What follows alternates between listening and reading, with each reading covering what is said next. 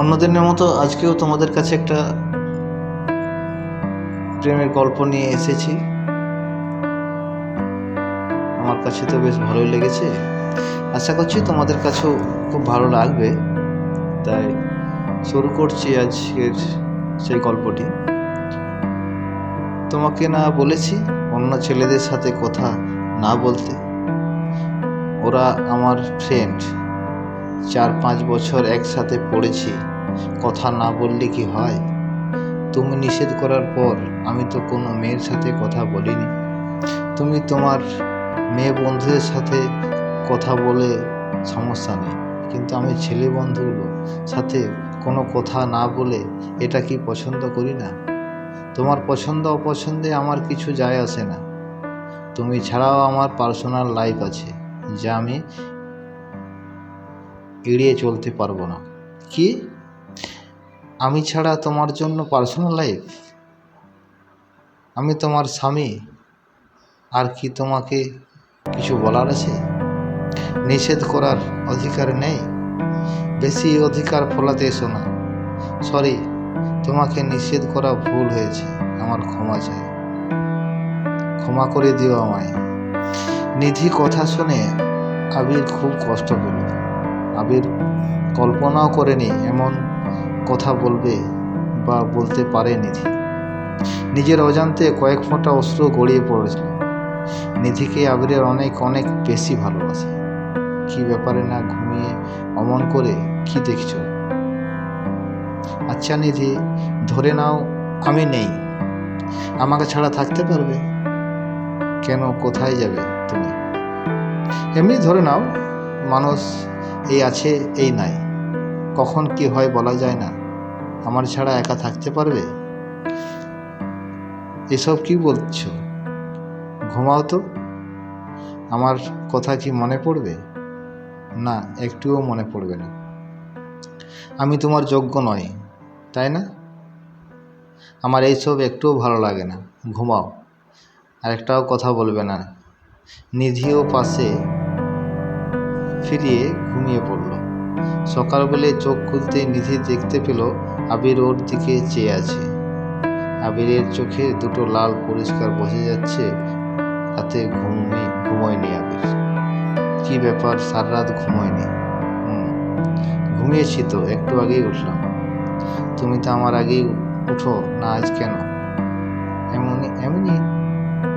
আবির কখনোই নিধির সাথে মিথ্যা বলে না, সেটা যেই বিষয়ই হোক। কিন্তু নিধি স্পষ্ট বুঝতে পারলো আবির মিথ্যে বলছে। আবির সারা রাত ঘুমায়নি।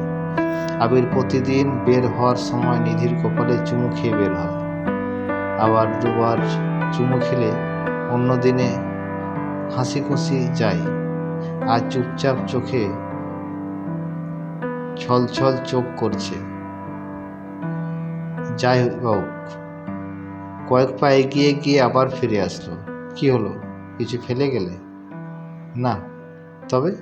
কিছু না বলে নিধিকে জড়িয়ে ধরলো, কপালে আবার একটা চুমু খেলো। লক্ষ্য হয়ে থেকো বাবু, নিজেকে কন্ট্রোল করতে পারছি না আর। আবির আর কিছু না বলে চলে আসলো। নিধির চোখে জল।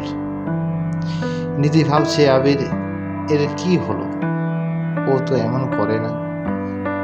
আবিরকে খুব ভালো করে চিনে নিধি, প্রেম করে বিয়ে হয়েছে ওদের। আবির নিধির চেয়ে পড়াশোনায় কম, কিন্তু নিধি জানে আবির ওকে নিজের চেয়েও বেশি ভালোবাসে। আবির নিধিকে অনেকবার বলেছে, আমি কি তোমার যোগ্য? দেখো আবির, ভালোবাসার যোগ্যতা দিয়ে হয় না। তুমি আর এসব কথা বলবে না। নিধি আবিরের অনেক কথাই মানতে চাইতো না, যুক্তি দেখানোর চেষ্টা করত।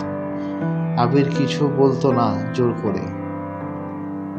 বিছানা ঠিক করে যেন যে নিধি একটা চিরকুট পেল, আবিরের লেখা, বাবু তোমাকে ছাড়া থাকতে কষ্টের, আমার সাথে অন্য কাউকে দেখা আরও অনেক বেশি কষ্টের, যা আমি নিতে পারছি না।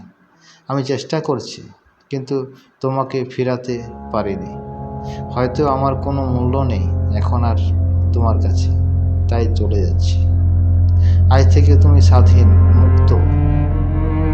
বাবু, আমার কথা মনে পড়লে আকাশের দিকে তাকাবে। সবচেয়ে বড় উজ্জ্বল তারাটাই আমি। দূর থেকে তোমায় দেখব, কথা বলবো আমার বুকটার সাথে, বাবুটার সাথে। লক্ষ্মী হয়ে থেকো, ভালো থেকো। সাথে সাথে আবিরের মোবাইলে কল দিল নিধি। মোবাইল বন্ধ। কি করবে বুঝতে পারছে না।